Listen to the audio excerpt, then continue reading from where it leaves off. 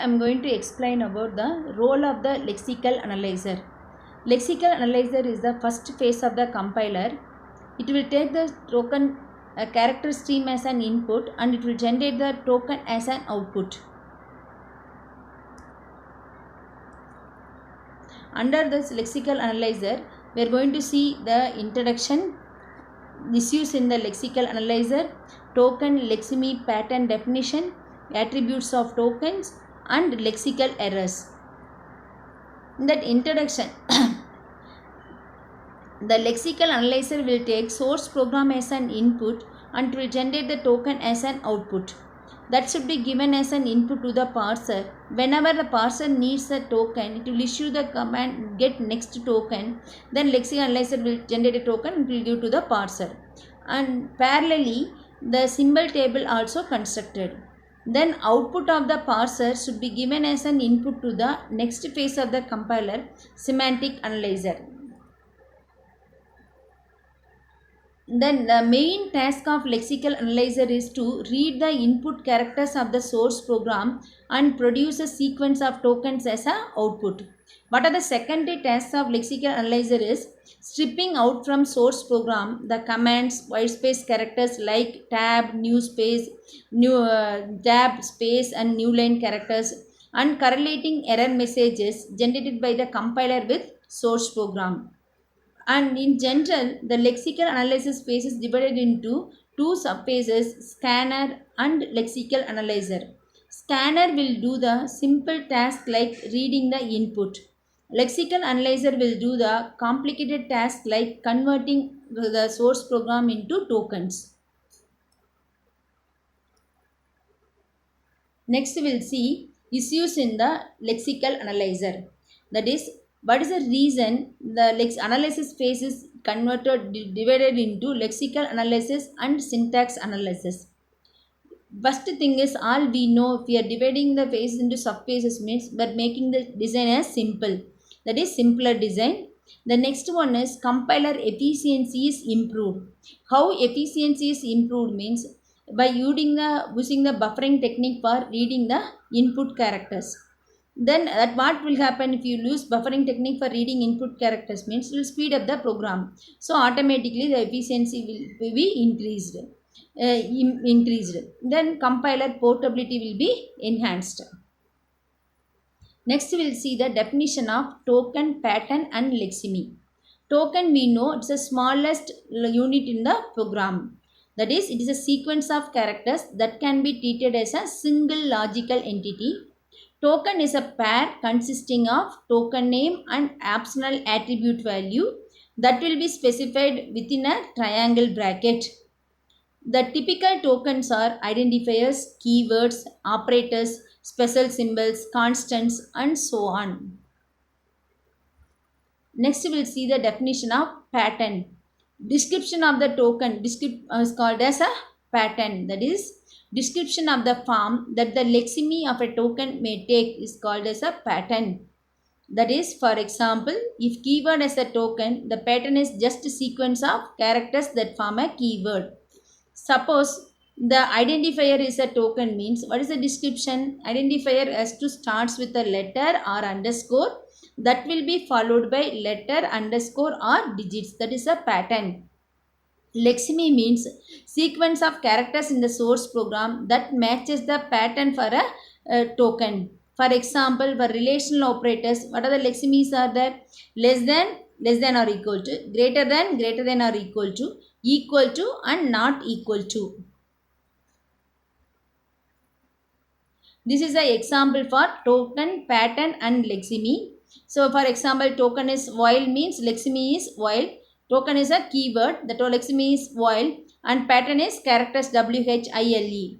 If is a keyword and lexeme is IF, characters IF. ID is I is a lexeme, the token is identifier and pattern is letter followed by letter or digits. Then 25 is a means lexeme, that is a number, any numeric constant. Temple is a constant, it's a literal, anything surrounded by the quote string.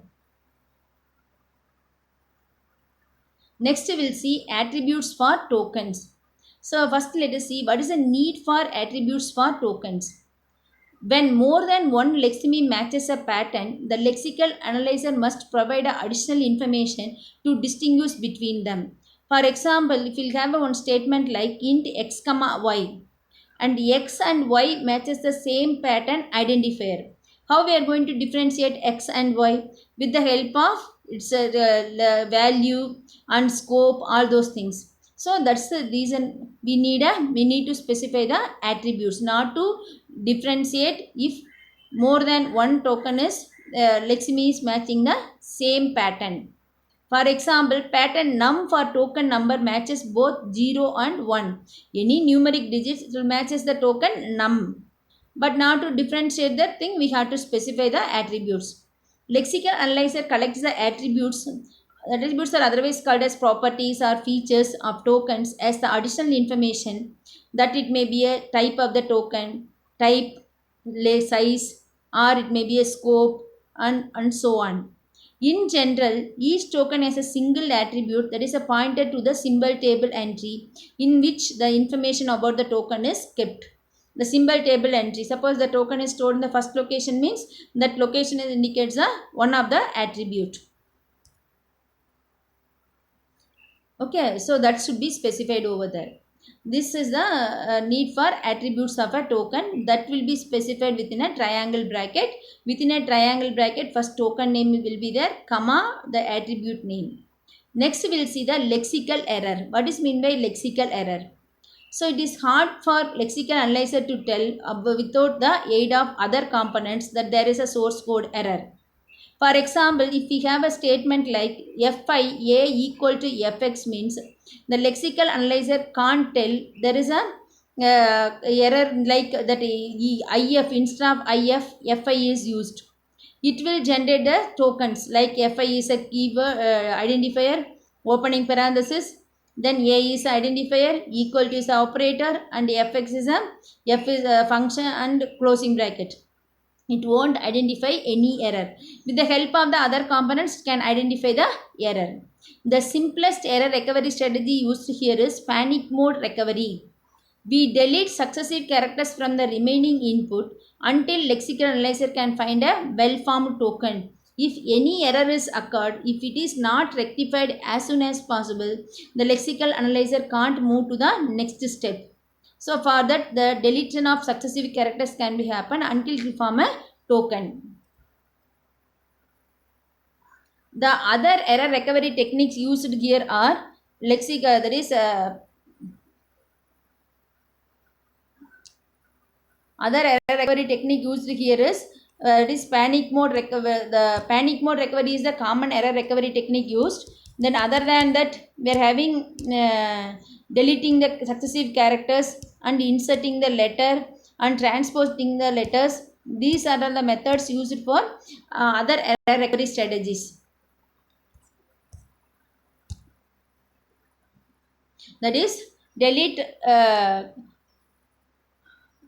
one character from the remaining input, or inserting a missing character into the remaining input, replacing a character by another character, transfers two adjacent characters.